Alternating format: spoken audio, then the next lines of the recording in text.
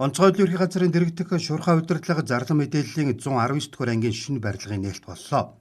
Америк нэгдсэн улсын Монгол дахь элчин сайд яам, Номхон далайн армийн хураа замын цэргийн командлал, Аляск дахь армийн инженерийн корпусын дэмжлэгээр Америк нэгдсэн улсын засгийн газрын боцлтгүй тусламжийн хүрээнд баригдсан байна.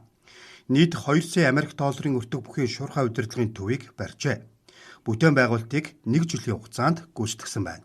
Нийт ард иргэдэд түгээх, хүргэх, дамжуулах, гамшиг ослын мэдээллийг хүлээн авах, гамшиг осол дээр хариу арга хэмжээг шуурхай удирдлага зохицуулалтаар хангах энэ нөхцөл боломж маань энэ барилга ашиглалтанд орсоор бүрдэж байгаа. Мөн энэ барилга ашиглалтанд орсноор манай алба багчдын 50-60 алба багч сургалт зохион байгуулах бүрэн боломжтой. Сүүлийн үеийн тоног төхөөрөмжөөр хангагдсан. Хөдөлгөөний байгууллага энэ бас гадаад энэ улс орнуудтай олон талын хамтын ажиллагаа хэрэгжүүлж явдаг. Тэгээд дундаа энэ Америкийн Аляскийн энэ байгууллагатай бид нар бол нэгт хамтын ажиллагаатай ажилладаг. Тэгээд хамтран бид нар говийн чан гэдэг том олон улсын сургуулийг мөн Америкчуудтай бас хамтар зохион байгуулдаг. Энэ талаар бол бид нар цаашдаа хамтраад ажиллахад бүрэн боломжтой бидний хамтын ажиллагаас улам өргөжөөд ингэж явах хаа гэж ингэж ойлгож байна. Ангийн шинэ урилгын газар хөдлөлтийн 9 балт төсвөртэй төмөр бетонын хийцтэй 3 давхар 1400 м квадрат. Барилгын 1-р давхартаа 50 хүний суудалтай сургалт хурлын танхим, бусад тоног төхөөрөмжийг суурилуулсан байна. 2-р давхартаа албан тасалгааны 6 өрөө, видео хурлын өрөө, 3-р давхарт шуурхай удирдлагын төвийн танхим, серверийн өрөө, эфирийн өрөө, фитнес, амралтын болон ажилчдын өрөө зэрэг бусад тоног төхөөрөмжөөр бүрэн хангагаджээ.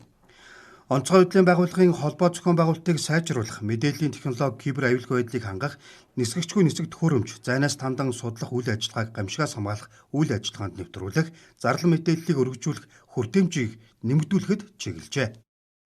Энэ төв баригдсанаараа улсын хэмжээнд гамшигын удирдлага зохицуулалтыг шуурхай зохион байгуулах, аймаг орон нутагт болж байгаа гамшигын нөхцөл байдал дээр үнэлгээ хийх, эрт сэрэмжлүүлэх, зарлан мэдээллийг ард иргэдэд шуурхай хүргэх ийм чадвар нь бас улам сайжрах юм байна. Тэгээ 2013 онд онцгой байдлын байгууллага Солонгосын хөрөнгө оруулалттайгаар зарлан мэдээллийн 60 цамхыг Улаанбаатар хотын хэмжээнд байгуулсан. Цаашдаа энэ цамхын тоогч нэмэгдүүлэх юм хэрэгцээ шаардлага бий. Тэгэхээр ер нь бол болцшгүй аюулын талаар гамшиг тохиолдсон үед одон орон геофизикийн хүрээлэн цагуур орчны шинжилгээний хүрээлэнгээс ирсэн мэдээллийг боловсруулж гамшигын нөхцөл байдлын талаарх мэдээлэл дамжуулахад энэ төв бол их чухал үүрэгтэй оролцоно гэж ингэж ойлгож байгаа. Шуурхай удирдлагын төвийн нээлтийн ажиллагаанд оролцож байгаа таатай байна. Тэгээд би бол Аляскийн үндэсний гвардыг төлөөлөн ирсэн байгаа.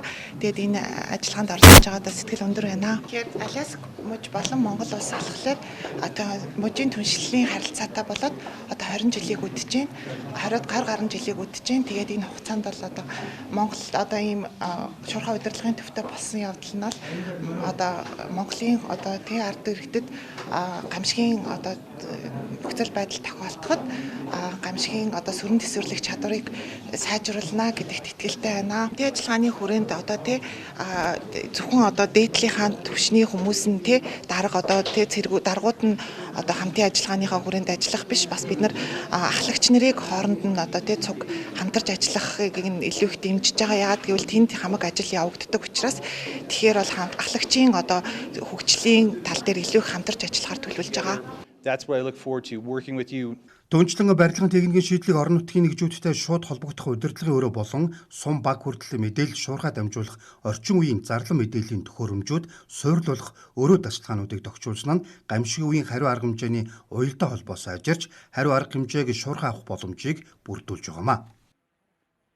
Онцгой байдлын байгууллагын өнөөдөр энэ шуурхай штабын нэгдсэн төв шинээр байгуулагдаж энэ шуурхай удирдлагын 119 дугаар анги дээр ашиглалтанд орж байна. Энэ ажлыг бид өнгөрсөн жил эхлүүлээд бүтэн жилийн дотор яг олон улсын стандартын дагуу улсын хэмжээнд гамшиг ослын үед удирдлага зохион байгуулалтаар хангах, аюулгүй байдлыг хангах нэгдсэн зохион байгуулалтаа мэргэжлийн байгууллагууд болон төрийн бүх байгууллагууд иргэд аж ахуй нэгжүүдийн мэдээлэлээр хангахаас эхлээд гамшигын үеийн мэдээллийн боловсруулалтыг сансрын мэдээлэл станцаас авах, газрын станцаас авах хөгжлийг боловсруулах, мэдээлэл технологи, хиймэл оюун ухаан дээр суурилсан бодит цагийн нөхцөл байдлыг хянах, арга ажиллагааны тактикийг боловсруулах, шаардлагатай хүн хүч техник, хүч хэрэгслийг татах, за хуваарлах, урьдчилан төлөвлөх гээд маш өндөр ач холбогдолтой ийм одоо нэгдсэн удирдлагын төвийг анхудаа энэ онцгой байдлын байгууллагын 20 жилийн түүхэнд Монгол улсад ашиглалтанд оруулж байгаа. За ингэснээр бид одоо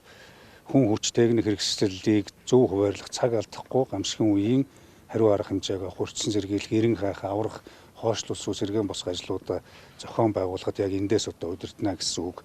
Ингэж одоо удирдсанаар бид бас хүний амнаас эрүүл мэндийг хамгаалахад хаана одоо аль аймагт байгаа гэсэн үл шалтгаалan шууд захимаар одоо удирдлах системүүдийг нэгдсэн платформыг одоо 9-р сард багтааж ашиглалтанд оруулна. Төвийн шинэ барилга ашиглалтанд орсноор 21 аймаг нийслэл дэх онцгой байдлын байгууллагын бүх салбар нэгжүүдтэй өдөр тутам холбогдож, орон зай болон статистик мэдээлэлд суурилсан хиймэл дагуулд нисгэгчгүй нисгэх хөрөмжийн мэдээллийг ашиглан гамшигын авилаас урьдчилан сэргийлэх, хянах, эрсдлийг бууруулах боломжтой болж байгаамаа.